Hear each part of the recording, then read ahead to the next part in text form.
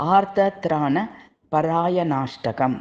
प्रह्लादप्रभुतास्ति चेत्तव हरे सर्वत्र मे दर्शयन्।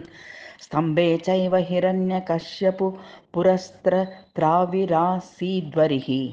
वक्षस्तस्य विदारयन्निजनकैर्वत्साल्य मावदेव। मा वेदय नात्तत्राणपरायणः स भगवान्नारायणो मे गतिः। श्रीरामार्थ विभीषणोऽयमनघो रक्षो भयादागतः। सुग्रीवानय पालयैन मधुना पौलस्य मेवागतम्। इत्युक्त्वा अभयमस्य सर्वविदितो यो राघवो दत्तवा। नार्तत्राणपरायणः स भगवान्नारायणो मे गतिः। नक्रग्रस्तपदं समुद्वतकरं ब्रह्मादिदेवासुराः रक्षन्तीत्यनुदीनवाक्यकरुणं देवेषु शक्तेषु यः। मा भैषीतिररक्ष नक्रवदनाच्चक्रायुध श्रीधरो। आर्तत्राणपरायणः स भगवान् नारायणो मे गतिः। हा कृष्णाच्युत हा कृपालजलनिधे हा पाण्डवानां सखे। क्वासि क्वासि सुयोधनादपह्यतां हा रक्ष मामातुराम्। इत्युक्तोक्षयवस्त्ररक्षिततनुः योपालयद्द्रौपदी। मातत्राणपरायणः स भगवान् नारायणो मे गतिः।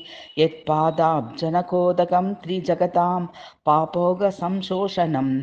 यन्नामामृतपूरकं च तपतां संसारसन्ताडनं। पाषाणोऽपि यद्दग्निपद्मरजसा शापादिशर्मोचित। तत्त्वार्थत्राणपरायणः स भगवान् नारायणो मे गतिः। यन्नामस्मरणाद्विषादसहितो विप्रपुराजामिलः। प्रागान्मुक्तिमशोषितासु निचयः पापोगदावानलात्।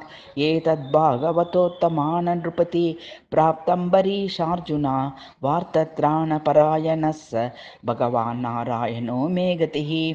नादीतश्रुतयो न सत्यमतयो घोषस्थिता गोपिकाः। जारिण्यः कुलजातधर्मविमुखा अध्यात्मभावं ययुः। भक्त्या यस्य तथा विद्याश्च सुगमास्तस्यादि यः सम्मता। आर्तत्राणपरायणः स भगवान् नारायणो मे गतिः। कावेरी हृदयाभिरामपुलिने पुण्ये जगन्मण्डले। चन्द्राम्बोजवती तटे परिसरे दात्रा समाराधिते। श्रीरङ्गे भुजगेन्द्रभोगशयने शेते सदा यः पुमा। नार्तत्राणपरायणः स भगवान् नारायणो मे गतिः।